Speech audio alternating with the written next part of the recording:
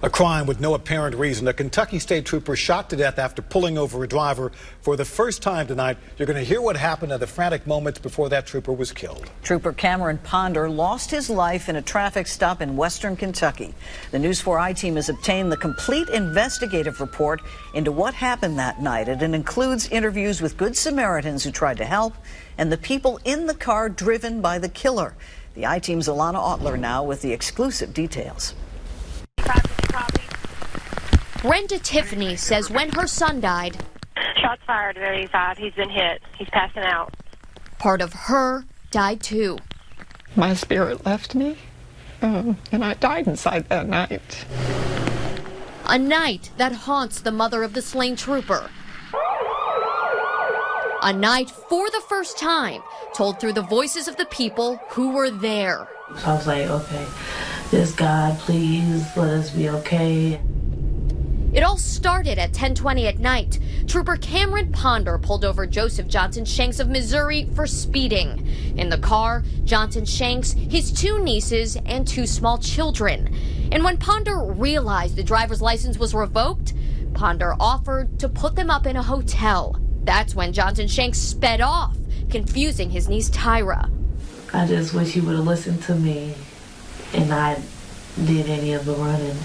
Tyra Shanks claims she told her uncle to stop until she saw his gun.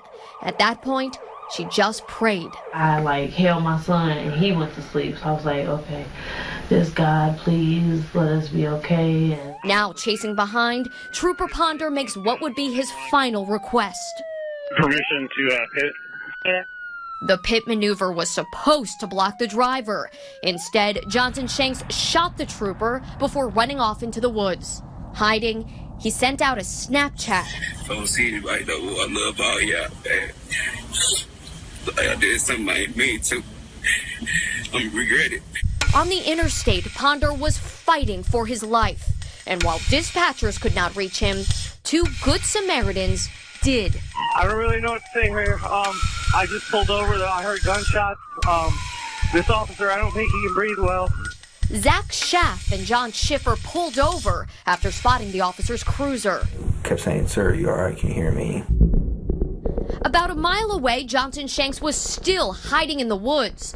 This police report shows Tyra Shanks suggested she call her uncle, pleading for him to surrender peacefully. Ambrea Shanks, however, yelled to her uncle, "You're on speakerphone, don't say anything, because the police are listening."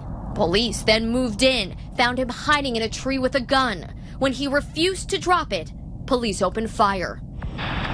With a trooper and his killer dead, police searched for answers. One witness who wasn't cooperating, Johnson Shanks' niece, Ambrea. Ray, why won't you talk to him?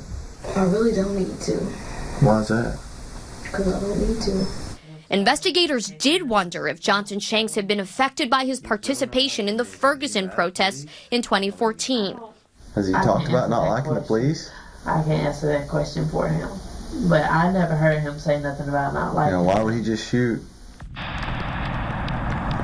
Ultimately, nowhere in the investigation does it explain why Johnson Shanks killed a trooper who was simply trying to help a family. Cameron gave his life trying to help somebody, and for that reason alone, I think he should be remembered for that. An autopsy shows Johnson Shanks had marijuana in his system. At the time of his death, Ponder had been on the job for just 9 months. His loved ones described him as shy, selfless, and humble. Ponder grew up in Rineyville, Kentucky, and served his country as a Navy SEAL. He was 31 years old and engaged to be married. For the News 4i team, I'm Alana Otler.